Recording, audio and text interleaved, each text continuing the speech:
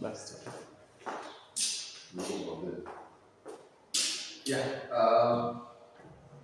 I can just sort of like do a recap because for me to start what I prepared today when you're coming from holiday, and that if we just start with the lecture and then you go to another stage where you're forgetting. So I thought I just have to remind you. Basically, we're saying marketing goes through a process, and one of it is the first and foremost component of the process is the issue of problem definition. Even before you went on break on holiday, I had emphasized the need to ensure that you are engaged in the research process because you are trying to find information that is going to assist your organization solve a particular problem, marketing problem. Marketing problem could be several. It could be low sales, maybe one of the most common one. Okay. Downward trend, downward sales trend.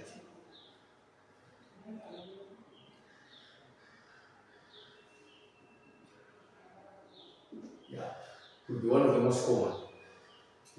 Sales are down, and you have tried to do whatever you can to bring the reverse of the situation. It's not working out.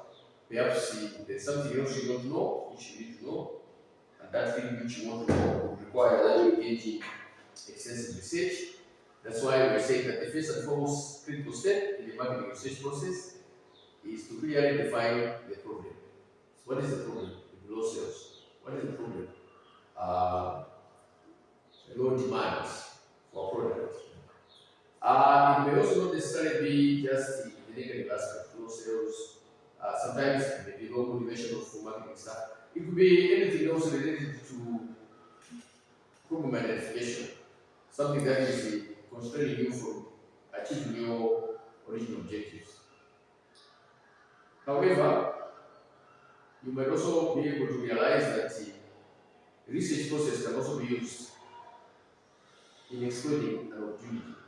And this could be, especially when you want to come up with a new product.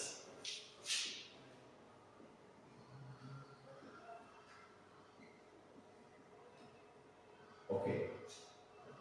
The new product could be a totally new product that was not there before, but it can also be a product that was there but you want to improve it. So the improvements of those products could also be in the category of NPD. I'll give you an example. The ATM machine and the ATM card was launched, but further on, the ATM card was improved to become even a wallet where you can buy on real time. At first, all you needed to do was to go and cash money from a machine and then use the money to go and purchase.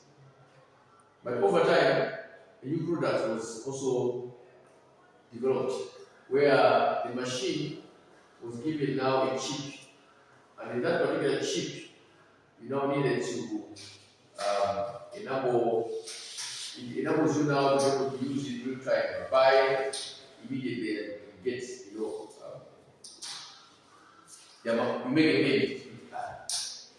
And on top of that, you see that there have also been some other features. For example, within the banking system, you can now do online banking. So, new product can be a modified version of the product, improved features, but sometimes it can be a totally new product. You can also do research for the following. The reason for the first example of low sales could be because you want to find underlying factors that are preventing sales despite all your energy into ensuring that the product sells. The second one is exploiting an opportunity. So it works both ways.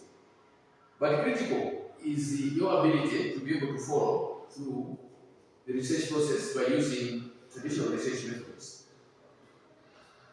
In this case, we are saying in the research problem stage, you are trying to look at the current market conditions. You are also looking at the customer needs and behavior, as I already presented, where I can get you straight to this example. You are saying a company might discover that their target customers prefer eco-friendly products, which could inform decisions about product development and marketing strategies. Okay.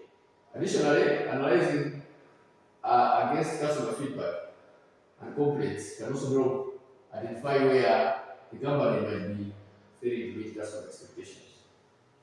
Okay. So what we want to do at that particular point in time is get information, use that information to make decisions. And those are the decisions that are important for the company. You can also get marketing research just to understand the competition, where you want to see where you're standing. Because if you don't do that kind of an assessment, you might think your performance is good on the market, but in reality, you might be facing challenges. So, as we see here, that the understanding competitive environment is crucial for identifying threats and opportunities, and this involves analyzing key competitors in the market, for example, strengths, weaknesses, market share, and strategies. And tools like SWOT analysis, what does Sky Forces framework can help. We'll not go into those details about what forces Sky Forces is. But in simple terms, these are tools that are used to conduct an analysis. You collect the data, and the data as you collect it assists you to be able to come up with a picture of where you're standing in terms of which ones are your strengths, which are the weaknesses, which ones are the strengths, which are the opportunities. And then when you identify those opportunities, you can engage in market research to identify what steps you need to take that can be able to fill in the gap that is existing in order for you to exploit that opportunity. So you need to come up with objectives, as we have already earlier said, and we want to spend more time on the issue of objectives. They must be specific. We might cover this. You must have questions. But what I want us to spend more time on is here, because I think this is where probably remember we might have not discussed in depth. I know you are doing research methods at the same time that you are doing this course. You might have already covered this, but if you have not, you cover it here, you use it at the other side. For research to be validated and for its findings to be generally accepted, what is very critical is to ensure that you follow through scientific processes of research. And one of them is this one. Once a problem has been clearly defined, the next crucial step in the market research process is the formulation of the research design. The design sets as a strategic plan or a blueprint that guides the entire research process, outlining how the research will be conducted to achieve the research objectives, and it determines the methods and procedures for collecting, measuring, and analyzing data needed to address the research question. So, in my previous class with a colleague, the weekend one, I had because she was, in other words, as we were trying to make it more clearer and for me to explain it in a more explicit way, I presented this only. There are two versions of it. I'll show you both versions. This is an important guidance for you if you're coming up with research design. As I earlier on said, there are basically two major paradigms in trying to identify reality. There is the component where I try to identify reality by using the more scientifically, in other words, the natural science paradigm and then the social science paradigm. And that has already been broken down here. Now, you see that the natural scientist paradigm is the positivism, where you're looking at the world with objectivity. Okay. The social science paradigm is the interpretivism one. Okay, where you're looking at the world with a subjective perspective. Now, what we are saying here is that you can go ahead and conduct research based on whether you're seeing the world using the objective lenses or subjective lenses. However, there's a middle line. Okay, the middle line is this one, realism, which somehow has a blend of both yes. So realism is the middle line between positivism and interpretivism. Mm-hmm. Yes. Yeah. There are some studies, some research that you're going to do, some research designs that are more positivist, very objective, require quantitative data analysis, and no question about it. There are others that are purely qualitative. For example, most studies in history, theology, uh, anthropology. These are studies, sociology. These are studies that are more qualitative, with no element of quantification. However, in business, you may not fall so much in one of the two. So, us as the business management practitioners, we are of the middle line somehow, where we engage more into realism as a design. But there's another slide that I'll show you, which is also more explicit. So, what are we saying? If your philosophy is inductive, interpretivism, then your approach, because this is the philosophy, the outer layer is the philosophy, the immediate inner layer is the approach. If your philosophy is the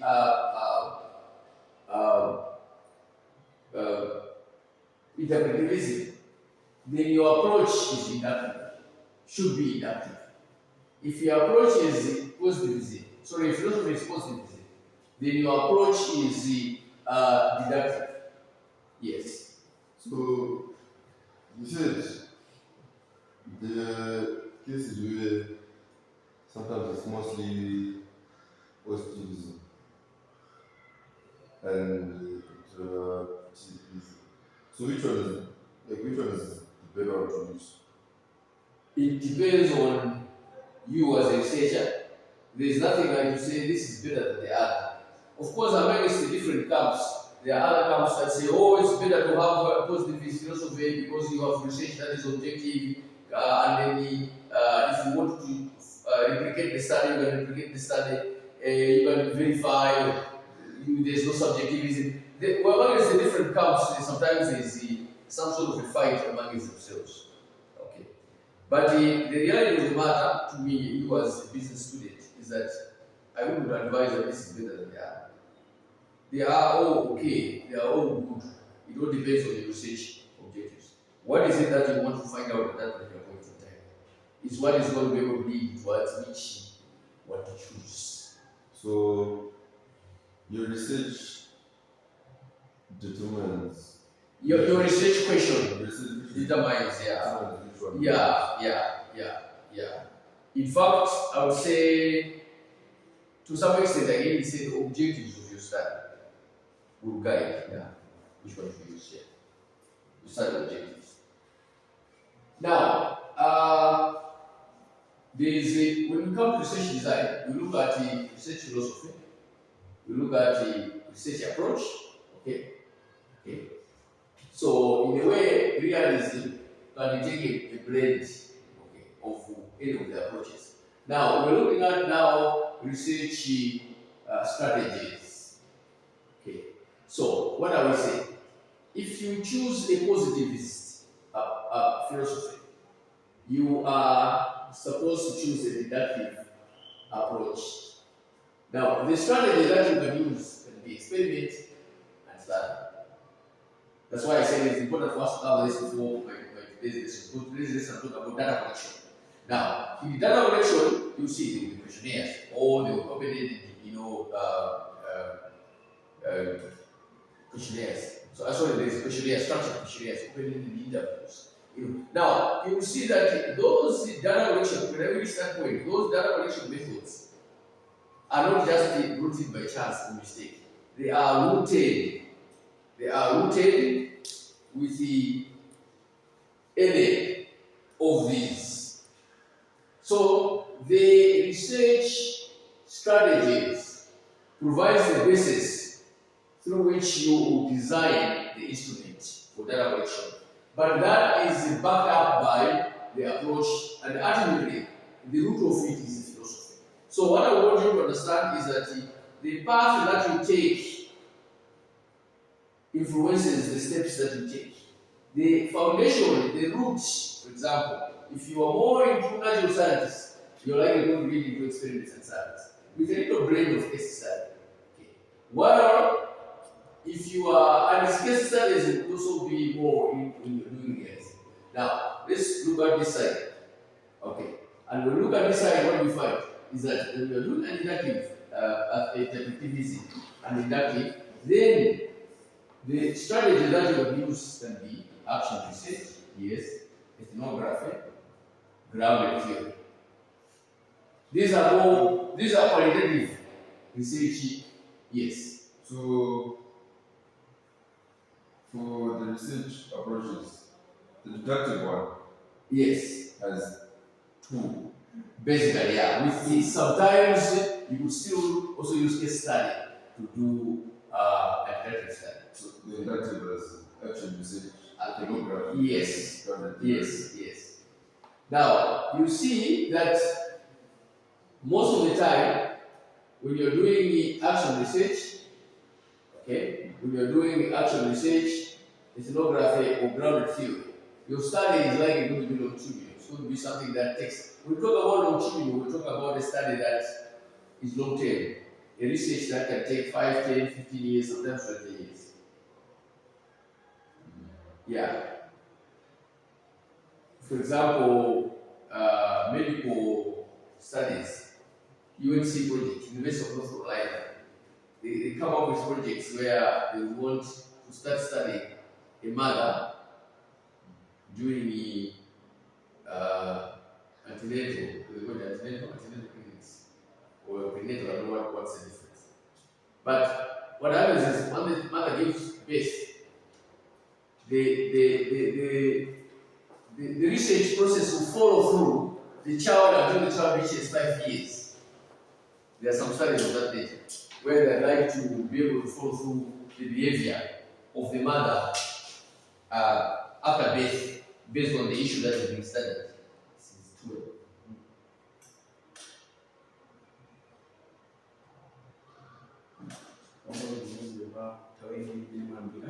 Yeah. Okay.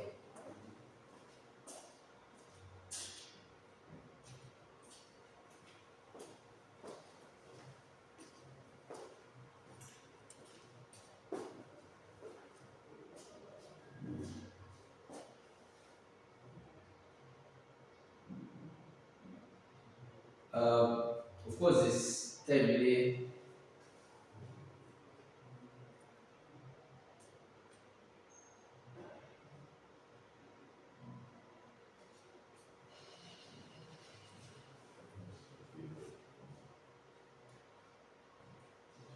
Yeah. Most of it no one watching. For example, I was here with the car we were there for us to leave over. But if you was here, so what happens in this situation?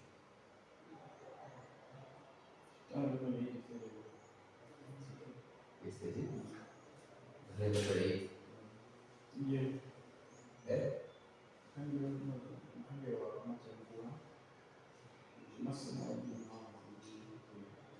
It's not necessarily in our video.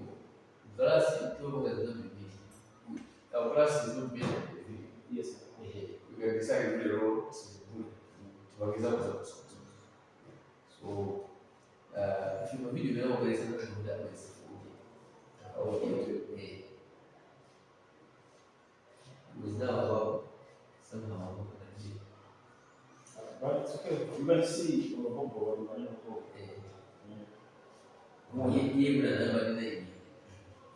Okay, what I'm saying is, if I had come, then we Google, I have Google put in 1 hour. But what I have Google is, when I have come with time, but the system here has the. Is this not a thing you know? Okay, yeah. That's what I'm talking about. You can't get the system. If I had come late, yes, I will agree. We didn't come late. So we don't know at least is good colors about catch up. Because if the general maybe has a huge duty, general should issue a bag and a bag assembly, which was not necessary for the video. So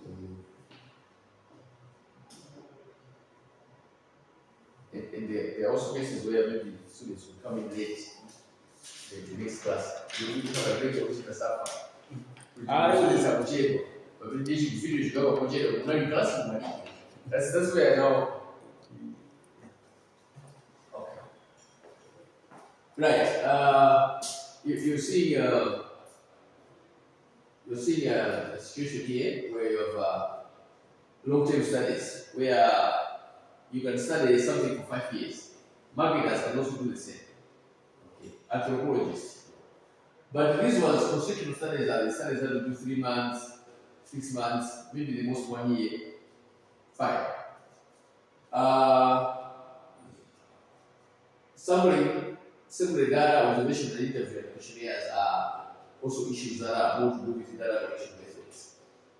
So what we're saying is research design is basically divided into the research philosophy, the research approach, the research strategy, the time horizon, and the data collection methods. Now, there is this all these, we call this research domain. All these are grouped by standards. But this one is more detailed. Have you seen this one? Yeah. It's more detailed. I may not bother you so much about the details of this, but I will explain it. You can compare the two of these ones anyway. But maybe the simplest thing at this stage for you is for you to know that when you are doing any research, you just don't do things willy-nilly and anyhow. You follow what I would consider to be rules, particularly in the research design. The design of the research basically exists to follow some specific rules. And the rules are the ones that are guided in this setup. Okay. Things continue to be refined. The original thinking has been that there are basically two paradigms. Okay, one paradigm for the natural scientists, with another paradigm for the social scientists. That's the general thinking. But you realize that in reality, you can also have blending. The natural scientists can also be split into two, where you've got hardcore, pure science, and then you've got within the natural scientists something that is ready to also be blended. And then here you can also divide into two, where you have the extreme. Now, this kind of thinking is one that has produced this. To say that the reality of it is that we can break down positivist and the phenomenology into segments. For example, there is positivist, the real hard line. Then there is critical realism. Okay, like what I said here, this would be positivist, and then this would be critical realism, which all fall within, then there is interpretivism, okay, postmodernism, pragmatism. Okay, these are also research philosophies. Like now you have sliced the onion into small pieces to mean the same thing, but somehow be more close than what you're doing. That's why you find that there will be others who are going to do a study and they will say they will take a critical realist view, or they will take the interpretivism view. I've seen some management research usually will take this one, interpretivism, which is more leaning towards the phenomenology. Okay. Now, you see that also at first we are doing deduction and deduction, but now we are also going a little more specific to say there is deduction, and then there is abduction. Okay. Deduction, and then there is abduction. Okay. Deduction, and abduction.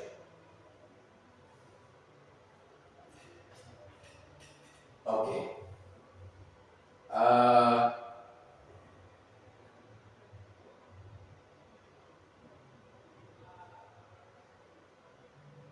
There is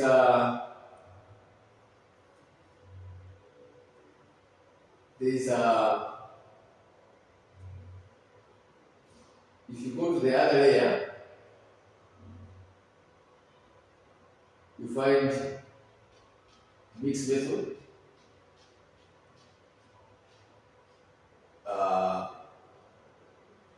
complex, mixed method simple, multi-method qualitative, multi-method quantitative, monomethod qualitative, monomethod quantitative.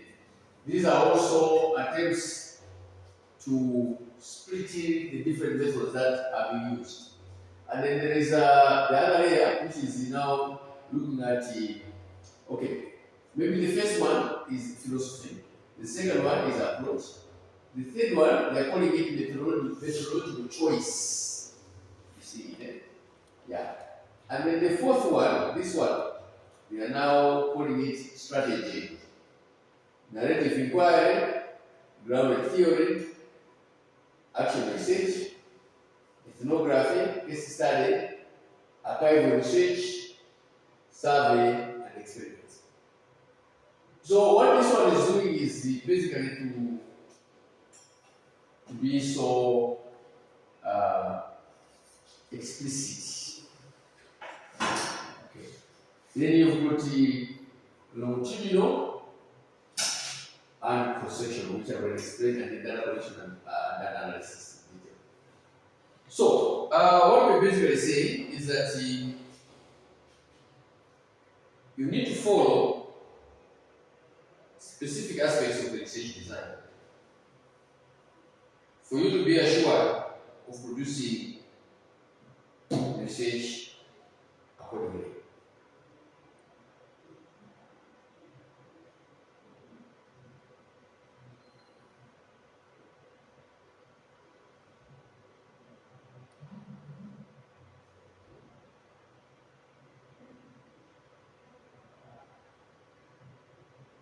Yeah. What, as a summary, we can talk about is that the choice of the approach, maybe here we look at approach as just looking at the, but maybe I should just say the design, the choice of the approach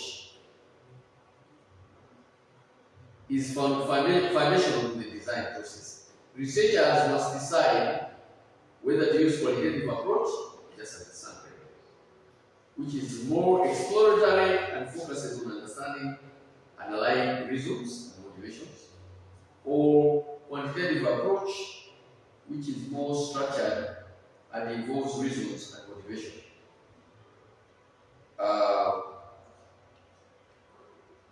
Or quantitative approach, which is more structured and involves the measurement of variables through numerical data. In some cases, a mixed method approach combining both qualitative and quantitative techniques may be employed to gain a comprehensive understanding of the research problem. So defining the research scope is very important. So the research design also involves dividing the scope of the study, and this includes determining the research boundaries, such as the target population, geographical coverage, time frame, and the specific variables to be studied. And the scope ensures that the research remains focused and manageable, while also ensuring that the findings are relevant and applicable to the problem at hand. Yeah. I will sort of like also go through a little bit on this one, because much of what has been is what I presented in the diagram. Here what we're trying to do is to highlight that you can make a decision to choose studies that are exploratory in nature, particularly if you are doing a study in something that has never been, in something that is completely new. If you're doing a study on something that has never been, something that is completely new, there is very little knowledge available already to form the foundation. Under those circumstances, you don't have much choice but to go explore that. There is an example here, for instance, if a company is entering a new market with little existing data, exploratory research can help uncover consumer attitudes, preferences, and potential market opportunities that were previously unknown. See, you're going to do a study of an area that you know so little about. Okay. Yeah. Somehow this also overlaps with the what I'm going to cover in the next unit, but it's okay. We will still do it once we're done with this. You see, variety of techniques are used in exploratory research to gather insights, and then the examples of techniques are focus group, in-depth interview, literature review, and case studies. Okay.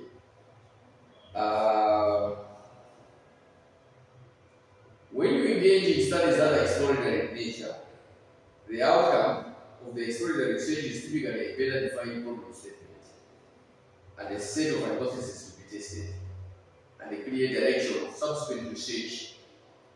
So it is very important for you to know that exploratory research is often more flexible and structured compared to other types. So in this case, exploratory research will be into the category of what?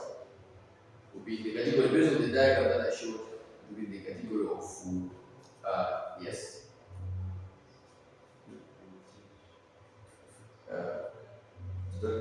No.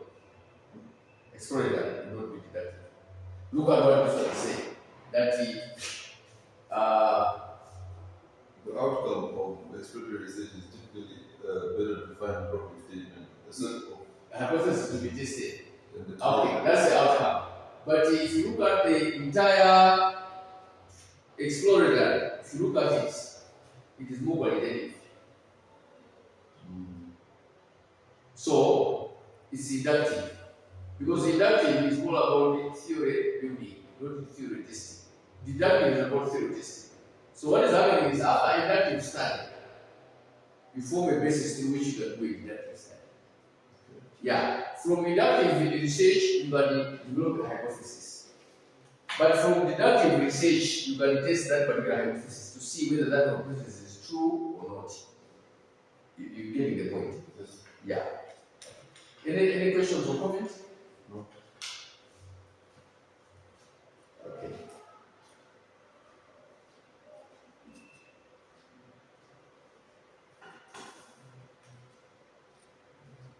Now, I like to call this one more of a middle line. Descriptive research is more of a middle line between the extreme, the inductive and the deductive. The middle line is this one, the descriptive research design.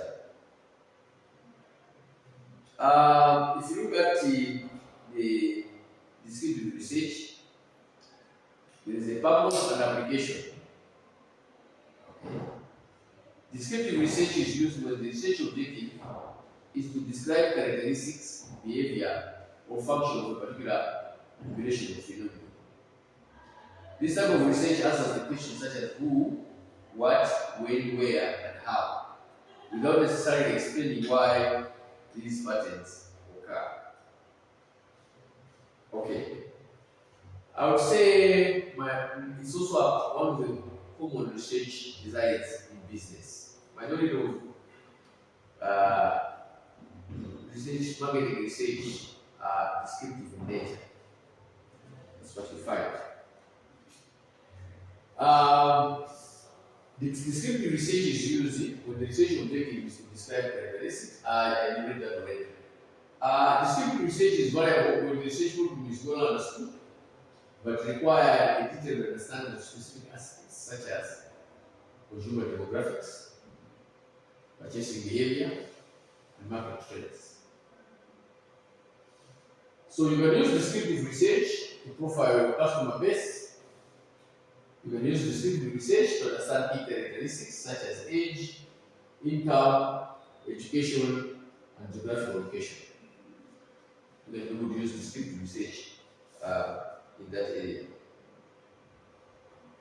For you to be able to do descriptive research, these are the techniques and methods available, which include surveys, okay, observational methods, longitudinal studies, cross-sectional studies. And I'm sure now some of these now can be data simple diagram that I showed.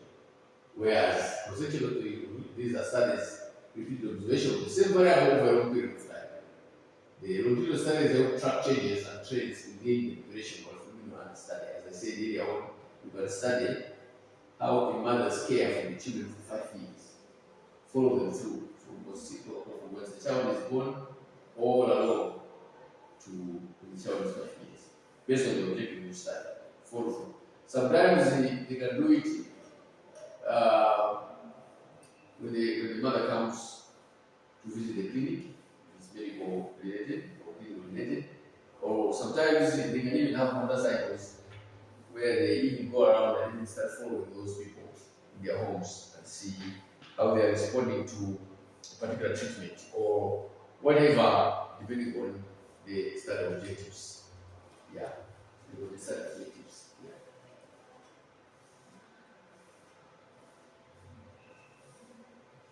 What is the outcome of descriptive studies? The descriptive studies research is a detailed and accurate picture of the population or phenomenon being studied, and this information can be used to make informed decisions, such as segmenting the market, targeting specific customer groups, or identifying areas of further research. The one that now really more towards positivism is the casual studies. Yeah. So casual designs are those that look at understanding cause and effect relationship. This type of research is used when the objective is to determine how changes in one variable affect another variable. So casual research helps ask the questions: what happens to sales when the price increases? Or how does advertising influence brand awareness? So this look at an example. A company might use casual research to understand how new marketing strategy impacts customer purchase behavior. See, how does this influence this? How does this make this change? But the picture of this is descriptive. Okay. Knowing something you don't know much about, exploring that research.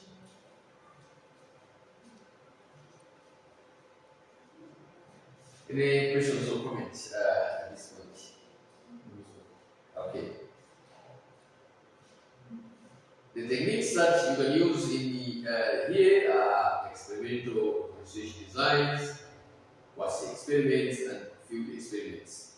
And the outcome of it is you have a better understanding of the cause and effect relationship that influence business outcome. So this understanding can be used to predict future trends, optimize marketing strategies, and make more informed business decisions. That's what you will be able to find in that regard.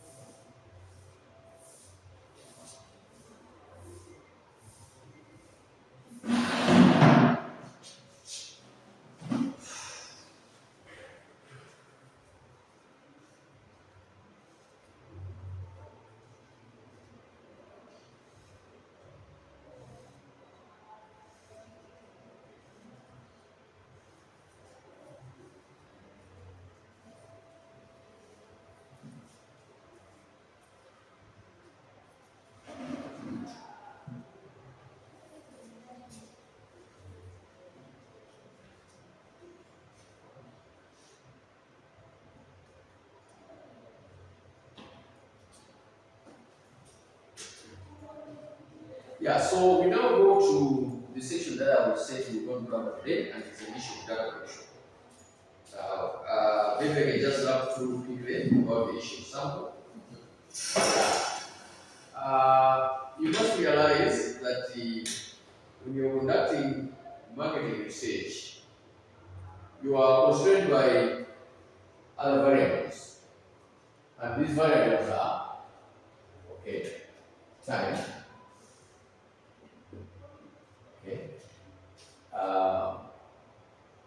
money. These are the most difficult ones. Sometimes even access can also be a constraint. But let's just look at just these two. Okay, time and budget.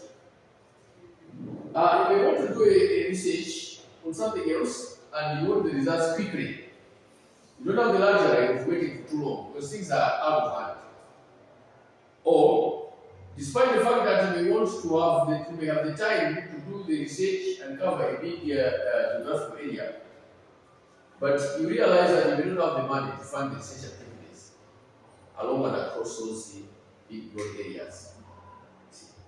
Now, when you examine you examine along those lines, you realize that under those circumstances, you may need only to get a portion, which we are referring to as a sample. You may need to get a portion of the population, study it, but with bearing in mind that the findings of that portion that you have selected will represent the rest that you have not.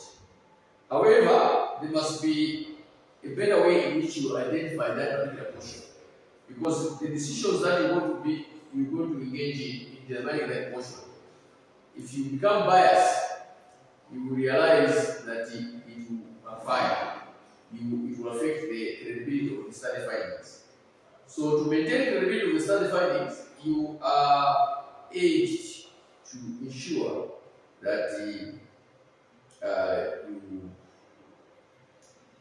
urged to make sure that your studies is targeted the population and are selected in the most unbiased way. For example, that's why we talk about determining sampling design. The sampling design refer to the study used to select the sample from the population. The simplest illustration would be that this is the population. This is the simplest illustration.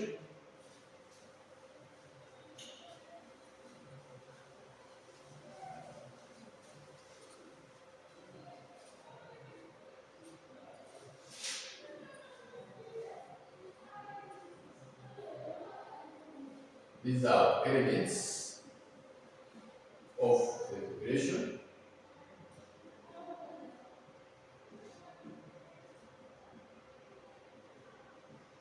Now, this will be your sum. So from the total population, you have sampled this element. And your study is going to focus on this particular element. But the findings from this element will equally be applicable to the rest of the total population. For example, if people say yes. So it means you don't have to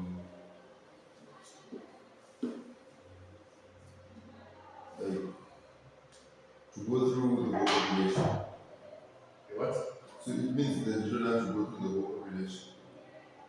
You may, but you may not have to. Remember, I talked about two things. I said there is a budget, then there is time. Yeah. If your budget allows and time allows, you can.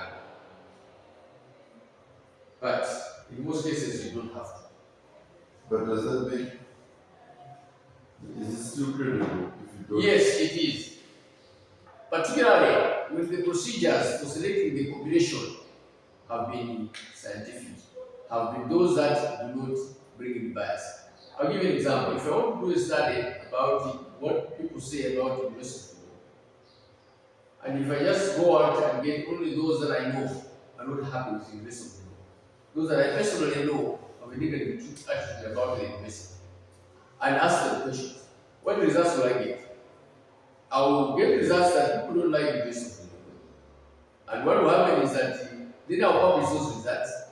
But when you go on the ground, you find that that is not true. There are also others that like the university. What would be the problem? The problem was my sampling determination was at an error. I was biased to those that don't like the university. It can also be the other way around. Now, to avoid such situation, that's why the whole process of sampling also undergoes the various modalities. So there are various scientific techniques.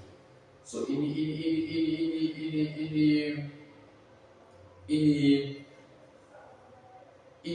generating the sample, you can choose the scientific and non-scientific.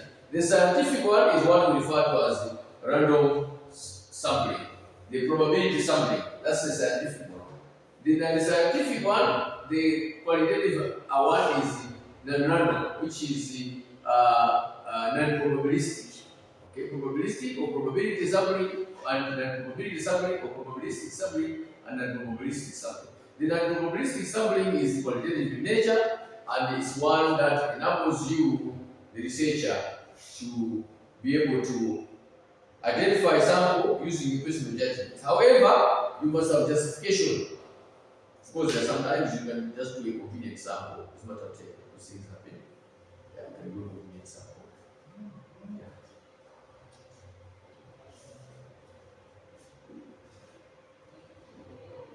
Okay, sampling design refer to the strategy used to select the sample from the population.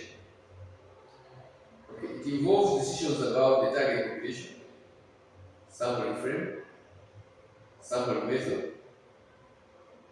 As I said here, for example, if you choose randomized sampling, probabilistic, you can do this. Random sampling, these are randomized. What is very critical about these ones is that they use science. You use science to select the participants. As a researcher, you don't have that liberty to just decide that Takuto will be in my sample. But if Takuto is going to be in my sample, it is because some formulas, the total population vis-a-vis the sample size that I want, using that formula has identified. So, every member of the population has an equal chance of being selected.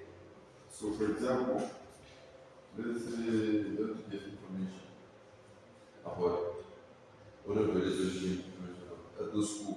Yeah. But then you have to get it from people who are maybe from who have a different, like a certain age range.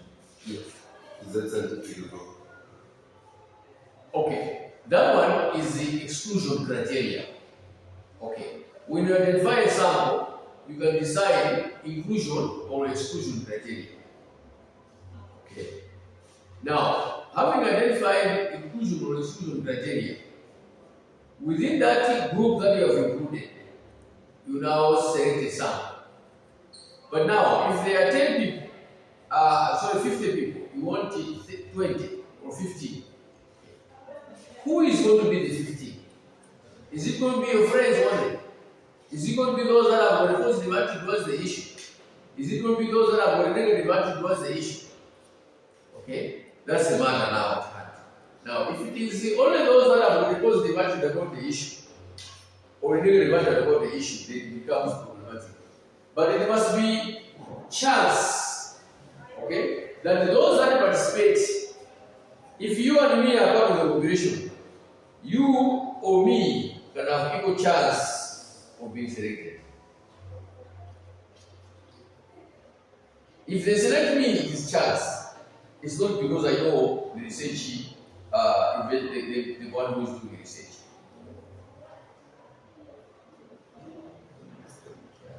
Yeah. Maybe you send them that through email. Yeah, I will. I will still know. Yeah, let me send it through here. Yeah, so we will discuss data collection, and we will also go further to discuss in the next class. So what we will do, let's just pick the standard. 8 o'clock I'll be here. 8 o'clock, yeah, I see on the timetable. 8 o'clock I'll be here, 8 o'clock comes to. Because the last time I was there, you told me that it changed. And the last few classes that I remember we had were here. So to avoid the confusion with the camera people and the time and in the end, I normally come early. If I come late, I will find you. But most of the time, I come early. Like I was here by quarter. Actually, when I came here, even the reception was closed. You too, I was in Yeah, the reception was there. So I was here, I sat here, waited. When of course I didn't hear you calling. But my thinking was that maybe you were not here. Yeah, so this is our class, 8 o'clock. You come here, you sit here, wait for me. I'll come here, I'll sit here. But when you workshop, this is that. As we normally do. Alright, thank you so much. Because someone didn't carry this. Which one? This. No, I just said the program. Just doing it. Thank you so much. You want me to take this? Which one? The mouse? Yeah, the mouse, I need to Yeah, take it. put it back. Back here.